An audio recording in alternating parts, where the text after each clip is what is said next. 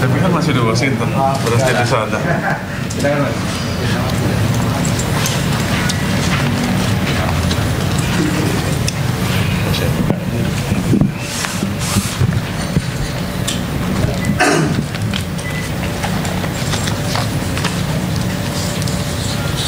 Ada mana sih itu agendanya?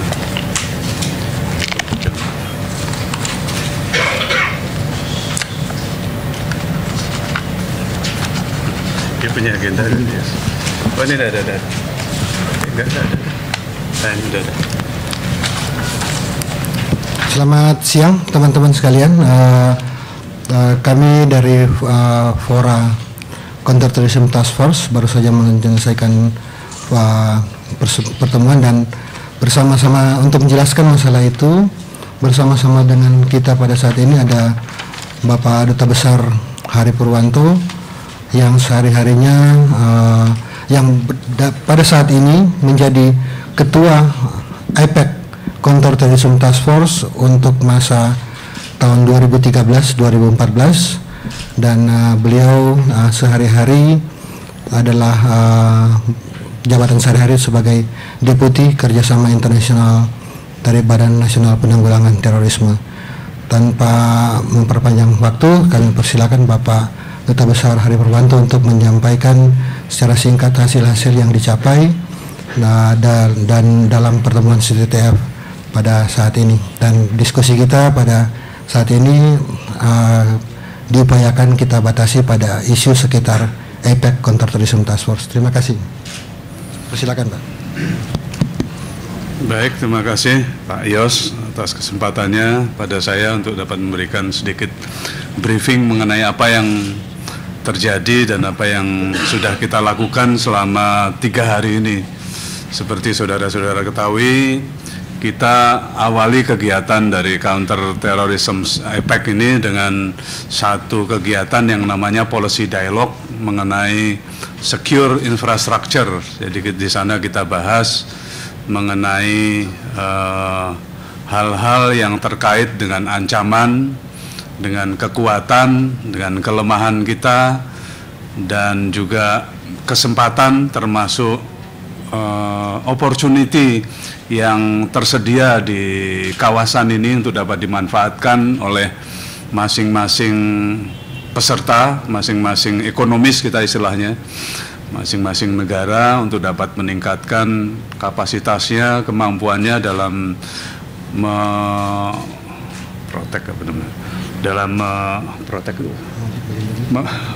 memberikan perlindungan terhadap infrastruktur.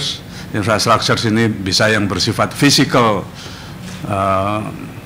infrastruktur, tapi juga bisa berupa sistem, dan juga untuk menangani apabila ada insiden yang terjadi pada infrastruktur yang ada yang akan mengganggu upaya-upaya untuk mencapai tujuan dan visi dari APEC. Nah, hari pertama, Policy Dialogue ini hanya berlangsung 1 hari, dan hari berikutnya tanggal 27 kemarin kita memulai pertemuan dari gugus tugas anti kontraterorisme APEC yang ke-30. Jadi gugus tugas ini Task Force Counterterrorism Task Force ini sudah melakukan pertemuannya 29 kali di berbagai tempat. Yang terakhir Indonesia menjadi tuan rumah, diadakan di Jakarta. Yang ke-28, yang ke-29 diadakan di Surabaya, dan yang ke-30 diadakan di Medan. Tahun depan yang menjadi tuan rumah adalah Cina.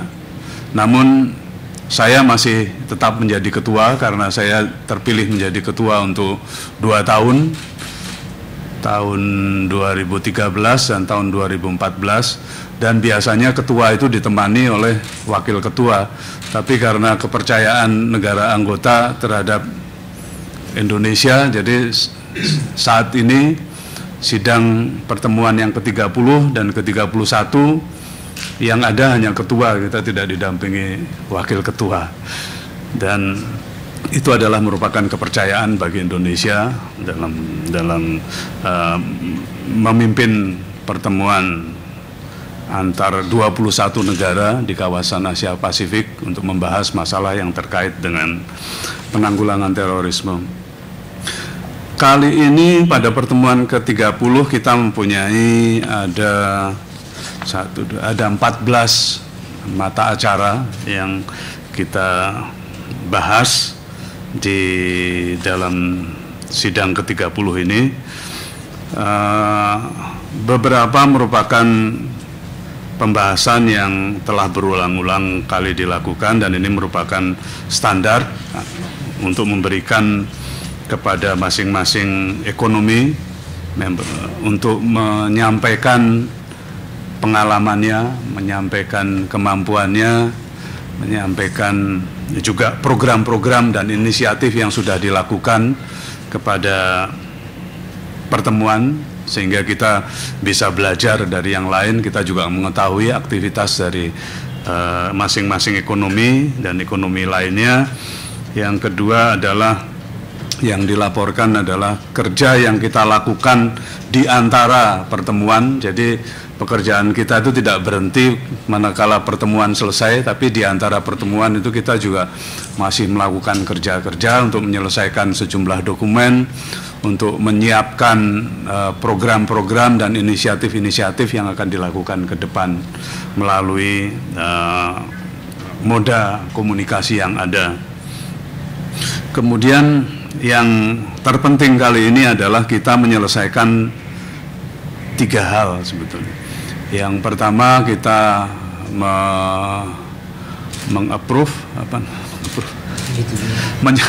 menyetujui 2 dokumen penting. Yang pertama adalah dokumen mengenai strategic plan, jadi rencana strategis selama 5 tahun, mulai dari tahun 2013 sampai tahun 2017.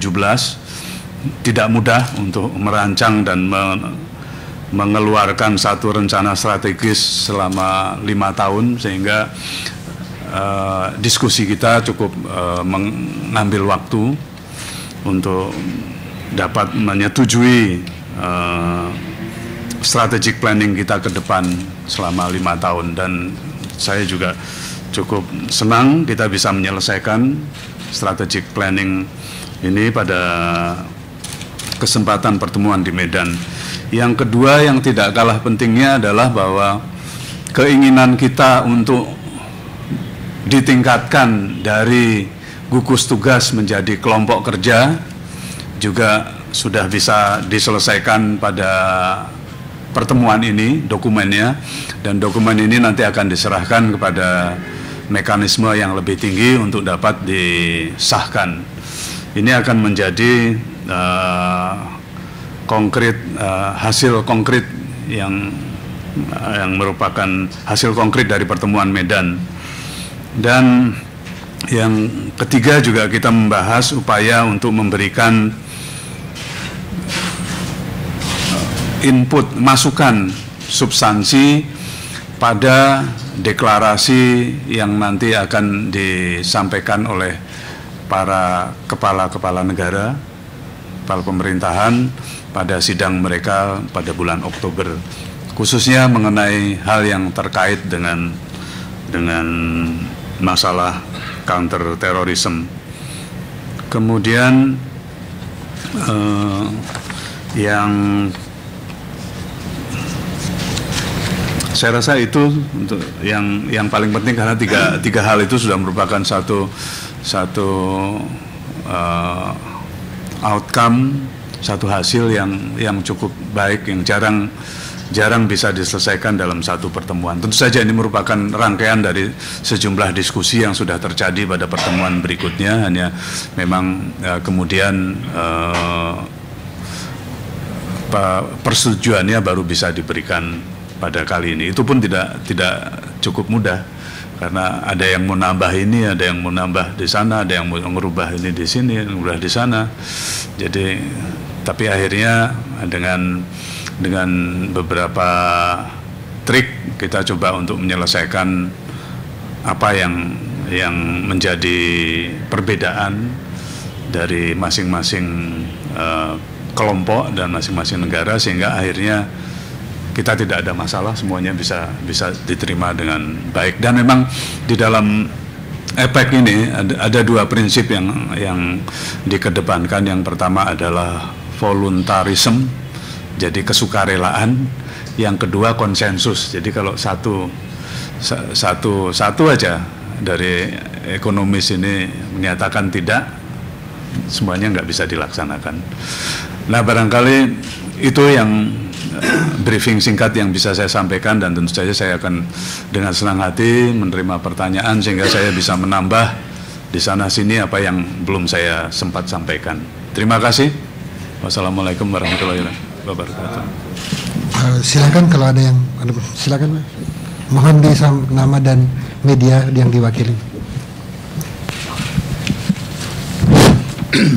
Terima kasih Pak Moderator.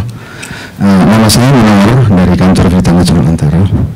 Mungkin yang perlu sedikit yang dipertanyakan itu menyangkut masalah pertemuan SOM ketiga ini. Apakah mungkin ada kaitannya Pak dengan latihan yang dilaksanakan oleh Malaysia dengan Indonesia kira-kira 2 minggu belakangan, yaitu dalam masalah penanggulangan teroris? Yang ini latihan tersebut melibatkan ketiga angkatan dari Indonesia dengan pasukan elit dari Malaysia. Itu yang pertama Pak. Yang kedua, kerjasama SOM ketiga ini atau katakanlah pertemuan yang dilaksanakan di Kota Medan, apakah ada kaitannya dengan pemberantasan kasus teroris yang terjadi di Indonesia dengan negara-negara Asia Pasifik? Atau selanjutnya, banyaknya tokoh-tokoh teroris Indonesia yang melarikan diri di Filipina atau mungkin di Malaysia atau negara lainnya.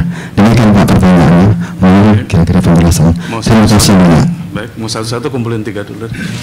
Mungkin 3 kedua mungkin. Terima kasih. Nama saya Jendar Simamora dari media Nusantara News Indonesia. Tadi Bapak bilang ada ancaman, kekuatan, kelemahan, opportunity. Sejauh mana dialog, polisi dialog ini yang ada perbedaannya bagaimana, persamaannya bagaimana yang sudah di pertemuan 3 hari itu Pak? Jadi mengenai ancaman, kekuatan, kelemahan, dan opportunity. Terima kasih.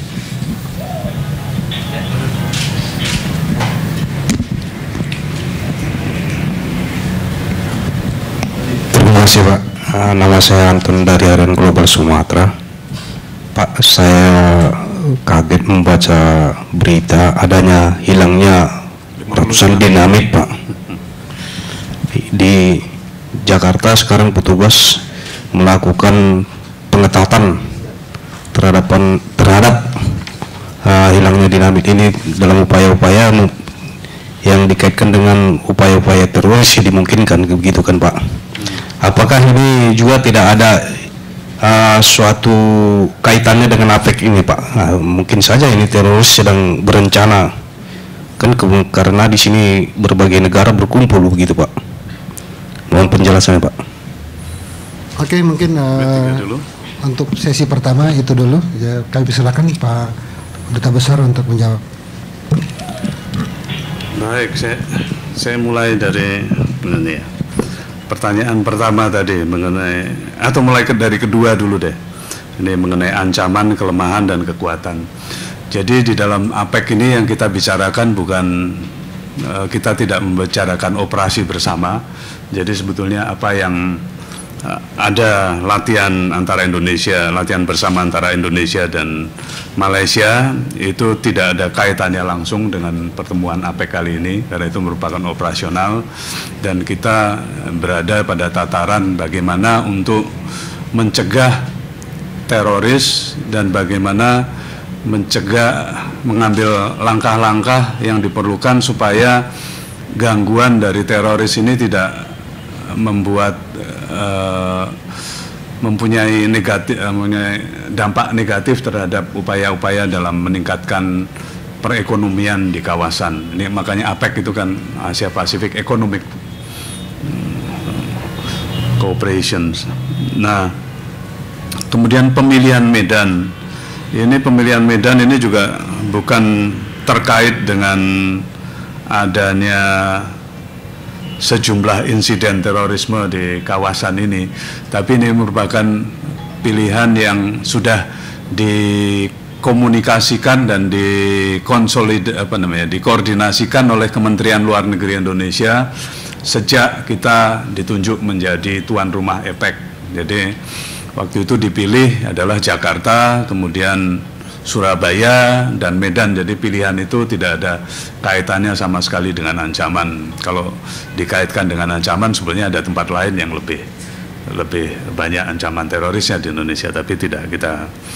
Apalagi dengan adanya banyak teroris yang belajar dari Filipina, di Filipina Selatan atau di tempat lain, itu juga tidak ada kaitannya langsung. Tapi kalau kita bicara ancaman, tadi kita sudah lihat bahwa ancaman terorisme itu selalu ada. Kita lihat dari sejumlah peristiwa bahwa terorisme itu tidak bisa artinya it's not over yet, ya masih ada. Kita lihat apalagi sekarang dengan maraknya radikalisme, kemudian maraknya orang yang hidup dalam komunitas yang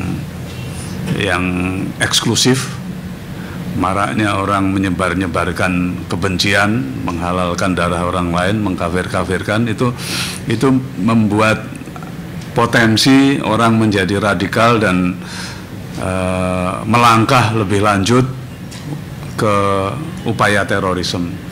Dan kita lihat di Indonesia saja, dari seluruh peristiwa di mana kita menangkap teroris, di situ kita tahu bagaimana kesiapan para teroris. Bahkan mereka juga tidak hanya mencoba dengan peralatan yang ada, dengan teknologi dan teknik yang sudah ada, tapi juga mereka mengembangkan bahkan seperti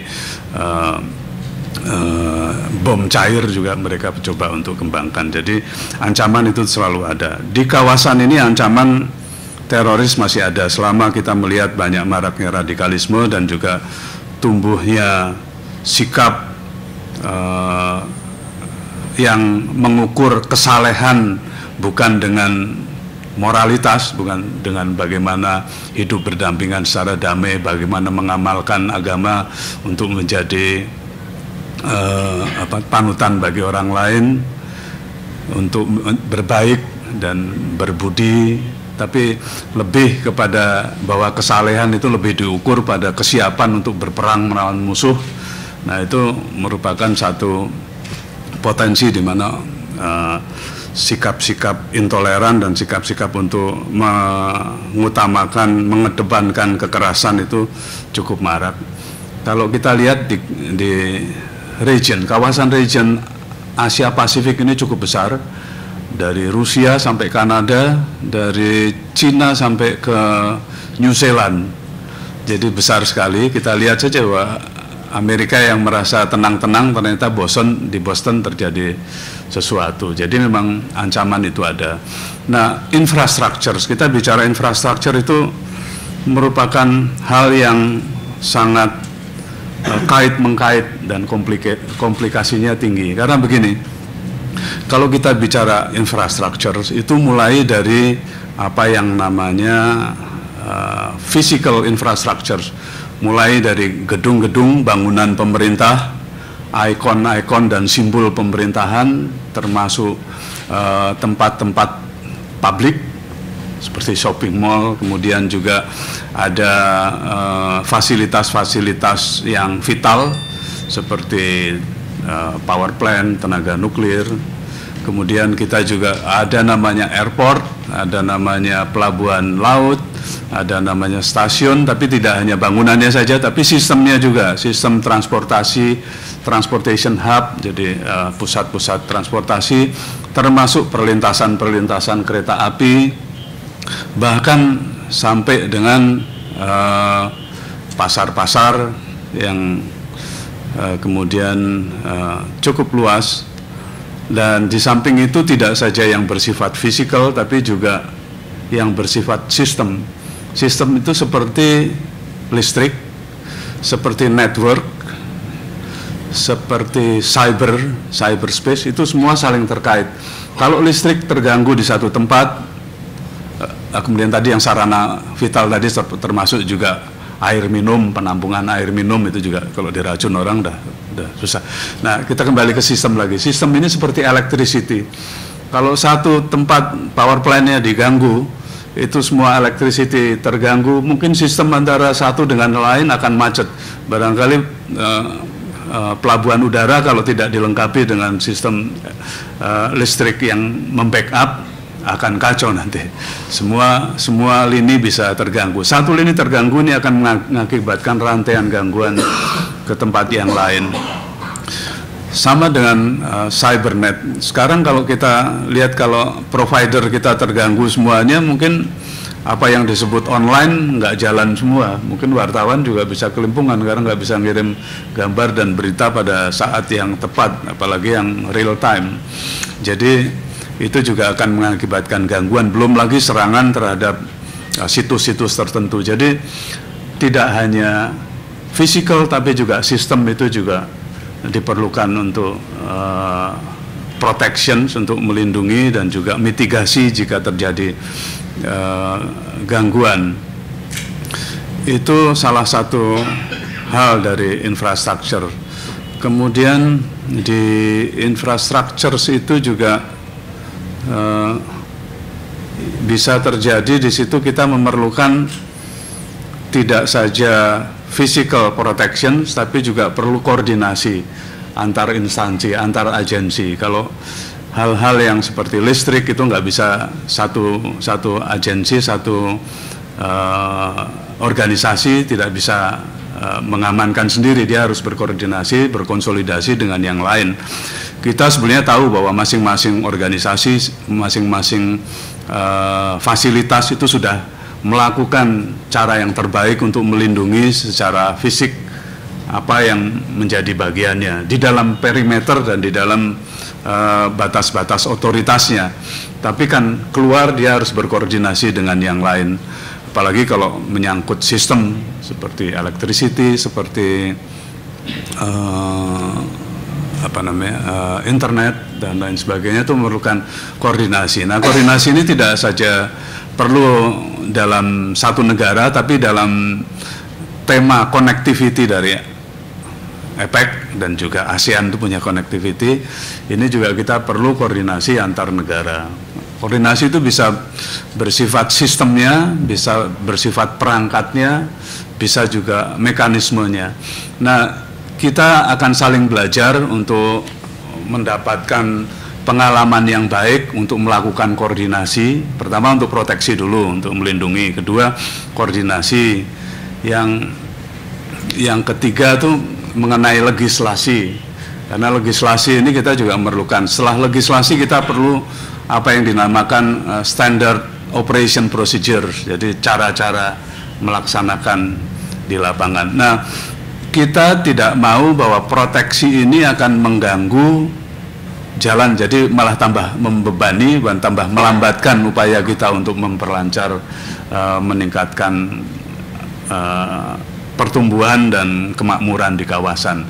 Nah, kita harus mencari, yang sulitnya adalah bagaimana mencari balance antara protections dan vulnerability, yang kemudian ada resilience, jadi ketahanan kita.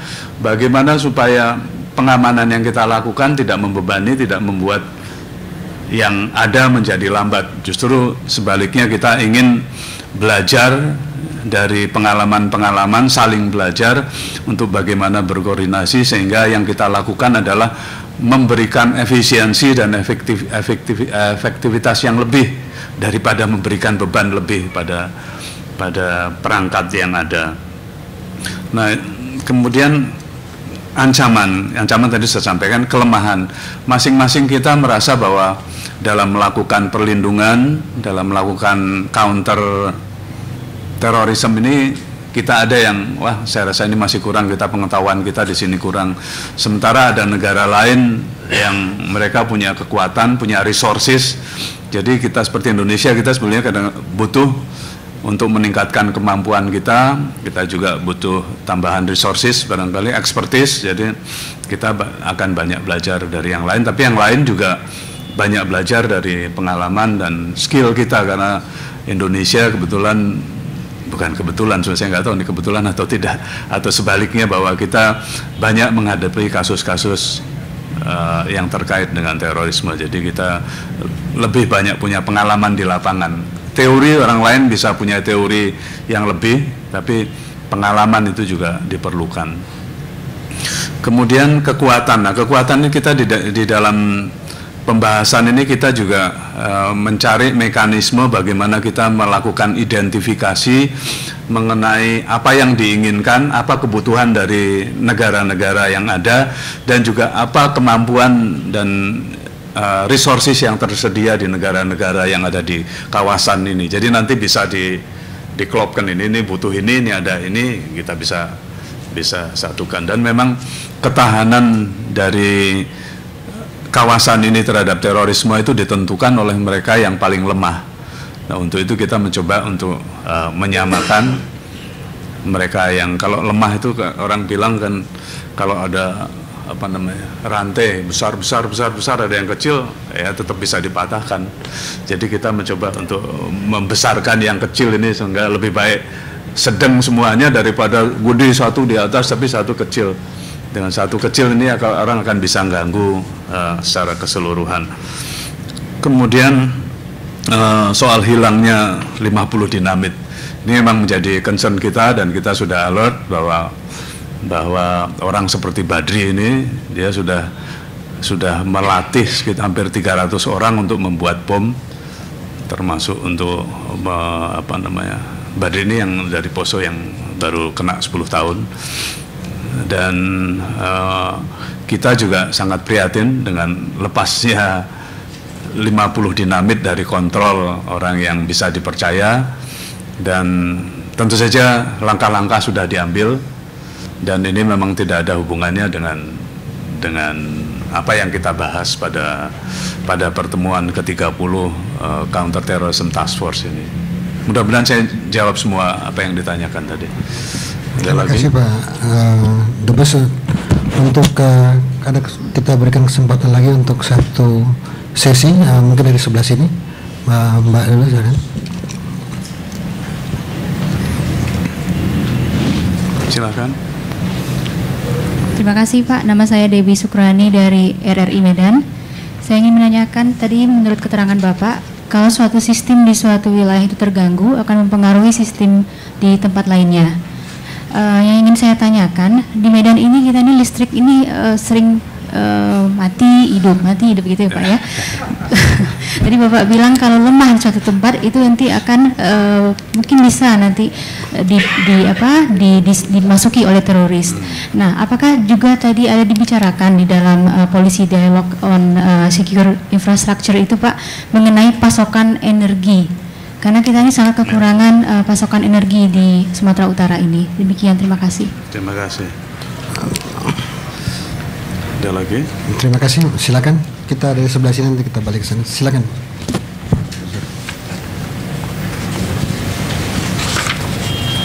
Ya, nama saya Dovo dari Harian Simantat.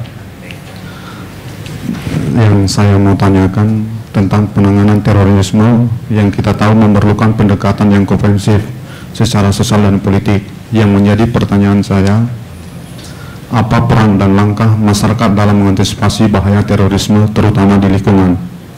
Dan yang kedua, dalam pertemuan SAM 3 yang menjadi tuan rumah di Medan, adakah dibicarakan tentang pulau terluar atau pulau perbatasan RI dengan negara tetangga dalam penanganan terorisme di Indonesia, terutama pulau yang belum ada penghuninya? Demikian Pak, terima kasih. Terima kasih. Dari sini masih ada? Oke, silakan. Selamat siang Pak, nama saya Syafitri dari Harian Analisa Medan. Saya tadi tertarik tentang sistem online yang sempat dibicarakan tadi Pak.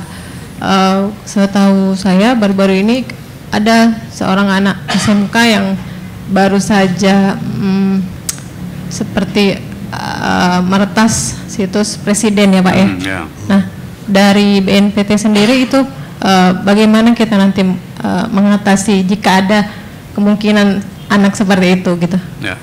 Itu aja Pak. Terima kasih. Terima kasih, sudah 3 pertanyaan. Mungkin untuk sesi ini kita persilakan Pak Ketua CTTF untuk menjawab. Baik, terima kasih. Saya mulai dari mana nih? Yang ya dari energi tadi ya. Jadi di dalam diskusi kemarin juga dibahas mengenai sektor-sektor di mana ada kemungkinan bagi kita untuk bekerja sama untuk saling meningkatkan kapasitas, tidak saja sektor-sektornya tapi juga tidak hanya di dalam EPEC tapi juga kita mendapatkan pembicara dari OAS, jadi organisasi negara-negara Amerika, mulai dari Kanada sampai Chile di bawah. Ada berapa, 31 negara ya. Nah, kita juga melihat bahwa ada hal-hal yang perlu kita prioritaskan. Yang pertama adalah transportasi, yang kedua komunikasi, yang ketiga energi, yang keempat itu information communication technology.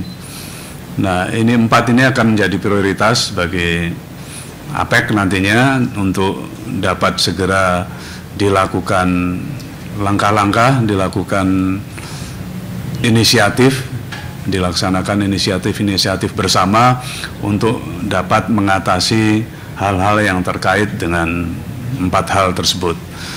Bahkan kita juga akan mencoba untuk kerjasama dengan organisasi lain yang ada di Amerika, maksudnya bukan Amerika Serikat tapi benua Amerika, di mana kita bekerja sama dalam empat hal tersebut. Nah, dalam kita melihat kelemahan dan hal-hal yang potensial akan mengganggu upaya kita dalam mencapai tujuan dan visi dari APEC itu sebetulnya mulai dari gangguan yang terjadi karena bencana alam, bisa juga karena sabotase, tapi juga bisa karena terorisme. Bencana alam kita sudah tahu semua seperti tsunami dan lain. Sabotase itu bisa dilakukan oleh para demonstran, seperti kita lihat di Thailand bagaimana demonstran itu menguasai pelabuhan udara sehingga semua sistem berhenti. Itu sabotase. Kalau terorisme, Bapak-bapak Ibu sudah tahu bahwa terorisme dilakukan tanpa yang pertama itu adalah melakukan intimidasi terhadap masyarakat umum. Yang kedua adalah dilakukan untuk memaksa negara untuk melakukan atau tidak melakukan sesuatu. Yang ketiga adalah ditujukan kepada siapa saja, nggak peduli apakah itu keluarganya atau orang lain, orang satu agama, orang luar agama, tidak ada yang jelas batasnya. Jadi yang penting dia adalah tadi yang nomor 1 dan nomor 2, dan yang nomor 4 adalah dilakukan untuk memberikan destabilisasi terhadap apa yang sudah ada, ekonomi, politik, psikologi dan lain sebagainya. Nah, di energi ini juga kita bicara untuk mencoba nantinya kita akan menggagas semacam workshop dan semacam training for trainers untuk dapat mempunyai kemampuan, keahlian dalam menangani gangguan yang terjadi di sektor energi. Nah, kalau sistem gangguan seperti listrik itu memang sebetulnya itu bisa ditangani oleh masing-masing, seperti saya katakan tadi, masing-masing organisasi itu seharusnya sudah mempunyai sistem yang cukup baik untuk menanggulangi, melindungi secara fisik, melakukan sistem yang ada di dalam dia sendiri. Seperti PLN misalnya, kalau PLN kan dia punya cara sendiri untuk mengatasi bagaimana power plan-nya. Dan gangguan ini bukan yang lain. Yang kita bahas adalah gangguan yang datang dari orang-orang yang melakukan tindak kekerasan untuk kepentingan memberikan ketakutan pada masyarakat luas. Dan itu bisa terjadi kalau technical problem itu bisa diatasi tanpa harus melakukan cara-cara pengamanan yang dilakukan oleh orang-orang yang terlatih dalam bidang pengamanan. Jadi itu bisa ditangani oleh teknisi saja. Kemudian tentu saja tadi ditanyakan bagaimana mengenai terorisme. Terorisme ini sangat complicated, tidak ada satu faktor, no single factor untuk orang jadi terorisme. Orang boleh punya banyak faktor yang bikin terorisme, kemiskinan, pemerintahan yang nggak efektif, ada korupsi di sana sini, ada ketidakadilan. Orang bisa punya 5 atau 6 situasi yang membuat orang jadi teroris tanpa orang jadi teroris. Tapi dalam suatu situasi tertentu orang hanya punya satu faktor saja dia bisa jadi teroris. Kalau pertama dia hidup di komunitas yang eksklusif. Jadi dia tidak melihat, kemudian dengan eksklusivitas itu dia merasa bahwa dia merupakan yang paling benar dan orang lain itu dianggap tidak benar. Jadi ada apalagi kalau dibumbui kemudian muncul hate speech, penyebaran kebencian, ngafirkan orang, ngalalkan darah orang ini akan dengan sendiri akan tergerak bahwa mereka harus harus menegakkan kebenaran ya menurut dia juga. Apalagi kalau sudah mereka merasa bahwa kesalehan itu tidak diukur lagi dengan moralitas, tapi diukur dengan kesiapan untuk berperang. Nah, itu nanti tergantung pemimpinnya, tergantung ustadznya, tergantung yang memberikan ceramah siapa yang dijadikan musuh. Jadikan musuh ini bisa institusi, bisa orang dari agama tertentu, bisa orang dari suku tertentu, bisa orang dari negara lain tertentu. Itu terserah pimpinannya. Nanti pimpinan yang menentukan ya orang ini musuh, ya dia bisa jadi target nanti. Dan untuk menangani terorisme itu ada 2 hal yang kita tidak boleh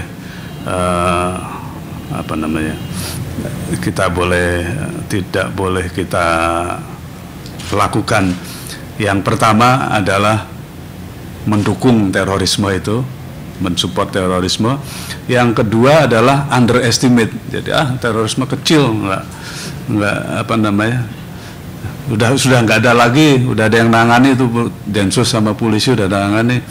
Itu juga underestimate. Padahal terorisme itu justru mencari tempat-tempat, mencari kesempatan di mana ada lubang dia akan melakukannya. Kita menjaga terorisme itu seperti penjaga gawang. Jadi kita boleh save itu menyelamatkan gawang 1000 kali, tapi yang diingat orang itu hanya pada saat gawangnya kebobolan, yang lainnya nggak diingat. Nah itu jadi kita harus siap setiap saat untuk terus-menerus tidak boleh mengabaikan adanya ancaman dari terorisme. Untuk itu masyarakat perlu untuk ikut memberikan kontribusinya. Jadi dalam melakukan terorisme itu harus komprehensif, harus the whole government, tapi the whole government effort itu juga masih kurang. Karena pertama, government itu sudah banyak dicap, kalau pemerintah itu togut. Jadi sudah nggak dipercaya lagi, jadi dianggap musuh. Jadi untuk itu perlu keterlibatan masyarakat umum secara luas. Negara juga sekarang kan yang dipersepsikan hanya yang ngurusi teroris kan kalau nggak Densus ya BNPT gitu, Badan Nasional Penanggulangan Terorisme. Yang lainnya ya mereka sibuk dengan sendiri. Nah, itu juga ada 2 bahaya. Yang pertama, kalau buat teroris sendiri kalau merasa musuh saya kan hanya 2 itu, jadi dia nggak takut lain. Nah, artinya targetnya juga dia bisa kerucutkan kepada dua institusi itu, tapi juga bisa dia mecah mecah antara pemerintah, yang satu ini musuh saya, yang ini bukan. Jadi dia bisa memecah antar pemerintah menjadi dua. Nah, untuk itu kita harus satu padu di antara pemerintah. Kita juga harus melibatkan unsur swasta. Justru unsur masyarakat ini akan menjadi lebih efektif dalam menanggulangi terorisme. Terorisme, kalau kita bicara terorisme, kita tidak hanya sekedar terorisme yang ngangkat senjata, ngambil bom dan membom dirinya sendiri, tapi kita juga harus mencegah gejala-gejala, upaya-upaya untuk mendorong ke arah munculnya terorisme. Untuk itu justru malah apa yang dilakukan oleh masyarakat ini akan lebih baik, lebih efektif. Apalagi dia menguasai lapangan, dia bisa menjadi early warning system, bisa menjadi orang yang pertama kali mendengar, pertama kali bisa memberikan informasinya kepada aparat terkait sehingga orang lebih siap. Dan teroris juga kalau masyarakatnya siap, mereka nggak berani main-main. Tapi kalau mereka tahu masyarakatnya tidak siap, apalagi ada yang mendukung, ya disitulah tempatnya dia akan mencoba untuk membesarkan dalam arti tidak harus segera mereka melakukan serangan, tapi bisa memasakkan situasi pada saat mana nanti mereka akan mencoba untuk menggiring ke arah penggunaan kekerasan. Kemudian ditanyakan mengenai pulau terluar, kita tidak membahas sama sekali. Jadi yang kita bahas adalah mengenai border management. Jadi tidak menyangkut persis apa yang perangkat di luar, tapi border management kita, bagaimana custom, bagaimana otoritas kepolisian, bagaimana imigrasi itu dapat menjadi benteng yang kuat, membentengi perbatasan antar negara, sehingga kita bisa mencegah transportasi dan juga lalu lintas barang-barang tidak legal, orang-orang yang tidak punya maksud tidak baik bisa dicegah. Dan kalau yang spesifik pulau terluar kita enggak. Yang kita inginkan adalah kita memperkuat border masing-masing. Kita juga melakukan kerjasama dalam memberikan informasi mengenai lalu lalangnya orang-orang yang dicurigai, dan ya itu kira-kira yang kita bicarakan, tapi bukan pulau terluar. Ada lagi yang kurang ya? Kayaknya sudah. Oh, mengenai pertas, mengenai pertas situs presiden, mengenai kekerasan itu supaya dia dapat dikategorisasikan jadi terorisme seperti saya katakan tadi, 4 unsur tadi. Jadi melakukan intimidasi terhadap publik, memaksa negara untuk melakukan atau tidak melakukan sesuatu, kemudian targetnya itu tidak jelas. Jadi kalau bahasa Inggrisnya itu undiscriminate, siapa saja bisa jadi target. Yang keempat itu adalah membuat destabilisasi. Nah, kalau pertas ini saya rasa ini lebih cybercrime ini lebih kepada kriminal biasa yang sifatnya cyber juga kita bahas juga, tapi cyber terorisme, orang biasa mengatakan cyber terorisme, sebenarnya ada 2. Jadi kalau cyber terorisme itu terorisme yang menyerang sistem cyber, sistem networking internet, networking provider, itu namanya cyber terorisme. Orang suka merancukan antara cyber terorisme dengan terorisme yang menggunakan cyber. Agak lain. Kalau terorisme menggunakan cyber seperti yang kita lihat di Indonesia, dengan cyber dia hacking, dia mendapatkan pendanaan baru, dia mendapatkan rekrutmen baru, dia mengolah rencana, dia mengkoordinasikan rencana, sampai dia mempelajari teknik dan cara-cara yang bisa dimanfaatkan. Jadi itu sebetulnya teror yang menggunakan cyber, bukan cyber terorisme. Tapi ya kita kadang-kadang suka rancu antara cyber terorisme dan teror yang menggunakan cyber. Kalau jenis ini pertas Tacitus itu kalau dia bisa akan menjadi terorisme kalau memang dia mempunyai cara-cara tertentu yang khusus untuk misalnya menghancurkan sistem atau mencegah sistem yang lagi jalan pada saat pengamanan presiden atau pengamanan VVIP, itu kan ada sistem yang berjalan, sama dia bisa dirusak supaya koordinasinya tidak ada masuk. Nah, itu mungkin bisa di situ sifatnya itu namanya cyber terrorism, jadi dia nyerang sistem. Terakhir, sesi terakhir mungkin silakan. Ya, ada dua penanya untuk sesi terakhir karena kebetulan ada kegiatan yang lain. Terima kasih. Saya Bobi Lesmana dari Liputan Bisnis. Pak Dubes, saya mau bertanya mengenai demo anarkis, mungkin yang kebanyakan pernah terjadi di Medan. Mereka memblokir bandara dan yang tidak peduli orang sakit, orang tua harus jalan kaki. Kemudian kawasan industri akhirnya lumpuh berapa miliar itu habis, dan mereka tidak peduli atas nama rakyat. Itu bisa dituduhkan sebagai tindakan teroris nggak? Karena juga mencemaskan orang lain, orang yang mau bekerja takut harus mutar atau apa? Bagaimana? Terima kasih. Lagi ada. Silakan. Terima kasih.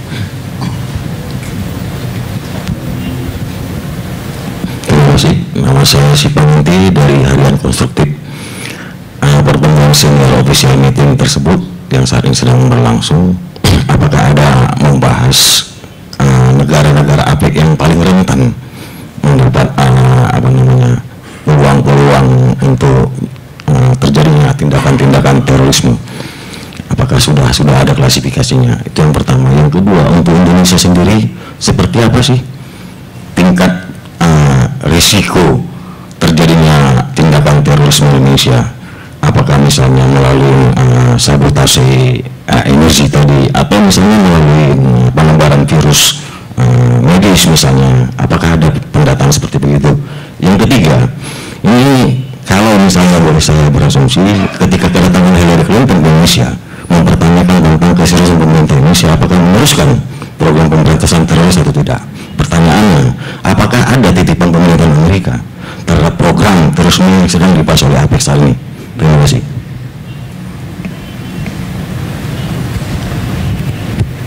Baik, saya ingin jawab. Jadi kalau demo anarkis itu sebenarnya tempatnya bukan di terorisme tapi di sabotase. Jadi sabotase mencabut fasilitas publik yang berguna bagi publik. Ini sebenarnya bisa karena ini alam demokrasi, selama mereka tidak menggunakan cara-cara kekerasan dan juga apa yang dilakukan sesuai dengan yang dilaporkan, sesuai dengan yang diizinkan, waktunya, caranya, jumlahnya, nggak ada masalah. Tapi kalau mereka sebenarnya sudah ganggu sarana-sarana publik, ini sebenarnya sudah bisa dikategorikan pada apa yang disebut dengan sabotase. Jadi ini juga harus tindak. Tentu saja sabotase ada saluran hukumnya sendiri, bukan terorisme. Kemudian negara yang paling rentan, kita tidak melakukan penilaian terhadap negara yang paling rentan. Jadi negara itu sendiri yang sebetulnya merasa bahwa dia harus meningkatkan kapasitasnya sehingga tidak menjadi negara yang paling rentan. Jadi dia yang mencoba untuk, semua punya kekuatan sendiri, semua punya cara untuk mengatasi lingkungannya sendiri karena mereka yang tahu persis lingkungannya sendiri. Tapi mereka juga yang tahu persis apa kekurangannya, apa yang perlu ditingkatkan. Ini yang kita coba tangkap. Kemudian Indonesia sendiri, sebetulnya kita cukup berhasil. Itu sebabnya maka terorisme di Indonesia tidak lagi mampu membuat serangan yang sangat dramatis. Kita lebih banyak mereka menahan pada saat mereka masih kecil. Jadi itu kelihatannya waktu ditangkap masih kecil-kecil. Nah kalau kita biarkan itu jadi gede juga. Seperti di Bali itu mereka harus mengumpulkan pupuk satu mobil. Nah, sekarang baru dia mengumpulkan pupuk 2 karung, kita sudah tahu. Itu sebabnya jadi yang terjadi bahwa kita kelihatannya nggak ada yang besar karena baru kecil udah kita tahan, jadi kelihatannya nggak besar. Tentu saja ini juga merupakan keberhasilan, tapi juga harapan dari masyarakat umum bahwa kita tidak akan mengalami terorisme dalam bentuk skala yang lebih dramatis. Teroris itu kalau ketangkap orangnya sepele, jadi kadang-kadang orang suka salah sangka, oh ini kita nangkep orang tidak bersalah, orang innocent, orang yang lemah, ya namanya teror kalau ketangkep. Kalau nggak ketangkep baru dia bisa buat macam-macam, bisa bikin bom, bisa melatih yang lainnya. Tapi manakala dia tertangkap hanya simple, hanya seorang. Karena kalau kita tangkap kan satu-satu, ya paling 7 atau 8 itu enggak dalam satu grup yang besar. Kemudian juga kita tangkap, nah karena kita peraturan perundangan kita masih belum proaktif, belum efektif dalam menanggulangi terorisme, kita belum bisa menangkap atau memprosecute mereka yang hanya menyebarkan kebencian. Kita baru bisa menangkap manakala mereka sudah most likely mengubah apa yang di kepalanya itu menjadi tindakan. Itu juga memerlukan banyak resources, karena kita harus sebelum menangkap kita harus tahu persis bahwa mereka dalam keadaan yang bisa ditangkap dan mempunyai bukti-bukti yang cukup. Itu sebabnya di Indonesia kelihatannya penangkapan itu dramatis, karena semua sudah dalam keadaan siap, mereka punya bukti dan mereka juga kadang-kadang punya senjata. Nah itu yang bikin kenapa terjadi mereka tewas, karena mereka tidak saja melakukan serangan balik, tapi juga memang mereka maunya ya mati. Kalau mereka mau mati sudah nggak bisa apa lagi. Kita nggak bisa nangkep teroris dengan berbalas pantun seperti di sini, ya, mestinya kalau bisa berbalas pantun kita pasti akan lakukan. Kita sangat berkepentingan untuk menangkap teroris itu hidup-hidup supaya kita bisa melacak apa yang dia rencanakan, siapa kawannya, di mana operasinya. Tapi ya kalau mereka minta mati, ya contoh terakhir kita lihat di Bandung bagaimana sudah dikepung, mereka tahu bahwa mereka sudah nggak ada jalan lari kemana-mana lagi. Tapi manakala dipersuasi, diberi waktu hampir 4 jam, mereka didatangi, malah dilempar bom, diminta baik-baik, jawabannya malah Allahu Akbar, tapi ambil ngelempar bom. Jadi sekarang Allahu Akbar itu kadang-kadang artinya sudah lain lagi. Pada saat kita mengucapkan kalimat yang suci itu seharusnya kita juga melakukan hal-hal yang baik. Tapi sekarang Allahu Akbar itu artinya menjadi lempar bom. Kalau kita lihat demo itu pada saat dia mengucapkan kalimat suci itu justru malah itu merupakan instruksi untuk dorong. Jadi setiap kali Allahu Akbar adalah dorong. Jadi itu ada perubahan makna sebetulnya dari kalimat yang seharusnya suci. Pada saat kita mengucapkan, kita ingat betul kebesaran Tuhan, tapi kemudian disalahartikan menjadi signal-signal tertentu yang sebetulnya sangat bertentangan dengan. Nah itu pada saat mereka ingin mati, ya kita nggak bisa apa lagi. Mereka ingin mati, mereka bawa senjata di tangan, ya sekarang terpaksa kita coba untuk paling tidak melumpuhkan.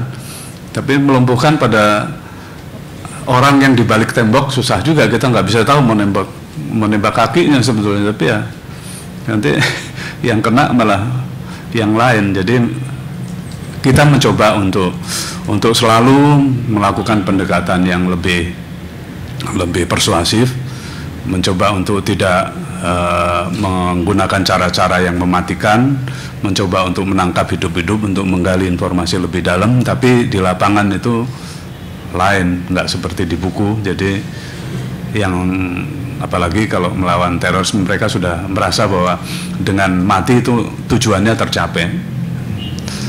Jadi bukan karena keberhasilan dia, tapi dengan kematian itu adalah merupakan tujuan dari. Nah ini kira-kira apa yang saya bisa share kepada kawan-kawan. Ini di luar apa yang kita bahas di dalam. Nah kemudian apakah ada titipan Amerika? Nah Amerika sendiri ada merupakan bagian dari CTTF, seperti Indonesia juga. Kita punya titipan dari negara kita, ya masing-masing negara bawa titipannya sendiri-sendiri. Nah, kita bicara di situ bagaimana mengakurkan titipan-titipan dari masing-masing ini.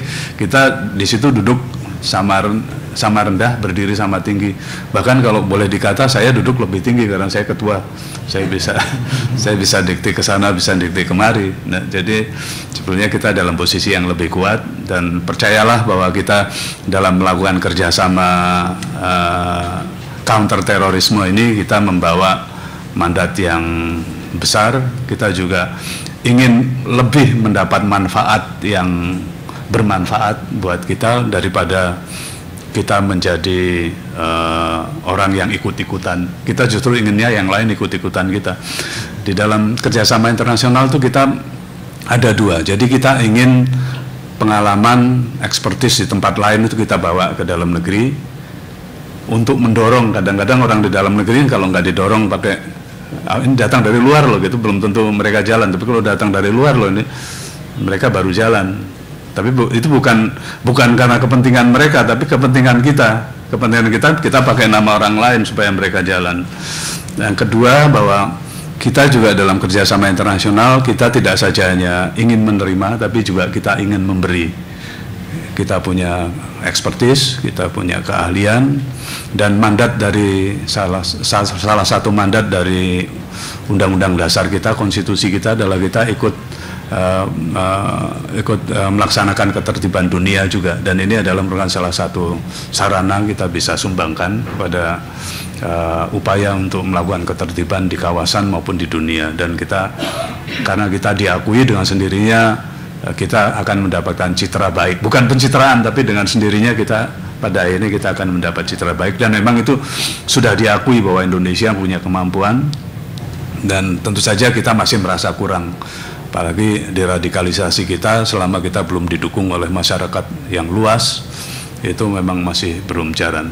BNPT itu melaksanakan program deradikalisasi itu boleh dikata sebetulnya ada, kita dengan teknik dan strategi tertentu kita, karena kita hanya di bawah ratusan orang harus menangani 250 juta orang. Jadi program kalau kita lakukan 1 tahun itu hanya katakanlah 100 kali juga nggak kelihatan. Apalagi kita harus dalam melakukan program itu ada dua, ada yang terbuka sifatnya high profile, kita ingin diketahui publik secara luas, tapi ada juga yang tidak ingin diketahui oleh publik secara luas.